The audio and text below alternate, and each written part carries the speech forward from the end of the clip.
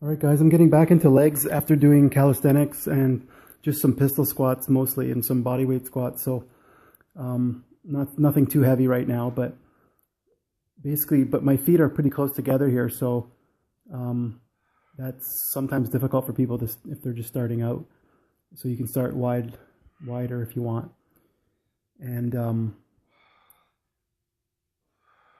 I'm kind of like what they say, quad dominant, so I tend to feel this in my quads a lot. So I'm trying to lean back and get my butt used in hamstrings. So you have to kind of flex them, contract them to try to get them to be more engaged. So I do a warm-up set, and then I do 3 main sets. I'll explain as we go. So after doing those sets, I'm going to be doing lunges. I kind of screwed up here. I was stepping on a mat and it was sliding, and also these shoes were brand new and they're a little bit big. I didn't quite tie them tight enough. So I kind of got a bit wobbly here, and plus I'm fairly new to lunges. Over time I'll be adding weights. But this is like where you step back. There's different ways you can walk around alternating legs, but I'm just doing one leg by stepping back. So what I do for most of my workouts now is a warm-up set with a light weight or no weight of about 20-25 reps. And then I do 3 main sets of 15, 12, and then 10 reps with increasing difficulty. And to get a pump in some of the exercises, I'll do a final set of about 25 reps or as many with a lighter weight fairly quick. I don't do that for the leg stuff too much because they're pretty tough at this point. I'm not really trying to get a pump in my legs. So this one I'm facing, doing the lunges, and I moved away from the mat when I realized, and I tied my shoe because it was not, so I get a little bit wobbly, but these are pretty brutal for me. I get pretty tired doing these. So yeah, it's a warm-up set, normally of no weight or light weight, depending on what I'm doing.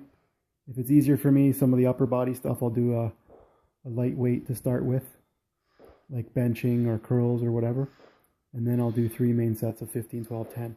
If something's pretty difficult, if it's been like say dips after I've already done bench and incline bench, I may not add weight to the dips because each set gets more and more difficult anyway. You're getting more tired. So if it goes from 15 to 12 to 10 reps, the third set, you might be getting more tired, so you don't necessarily have to add weight.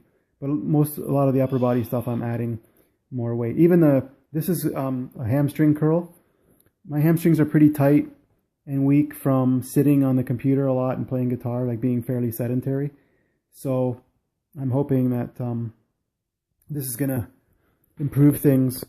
And I also feel hamstrings when I do this bent leg deadlift on my back day, because I do a lower back for that. And that's the final set that I'm showing. 60 pounds here on the quad extension. I'll probably be increasing the weight over time, but it is a finishing kind of routine after I've already done squats and lunges. So my quads are feeling fairly tired here. Yeah, so I won't do a warm-up set a lot of times if I've already exercised my quads, like with the lunges. So I just go right into the 15, 12, and 10 rep sets. That's just what I'm shooting for. If I get 8 or 9, I'll make a note either to leave it or to go up in weight, to go down in weight. And then this is the final calves. Now these take, apparently, I'm not an expert in the calf area, but they take more reps, and I'm trying to do it on a stair so I can get a bit lower.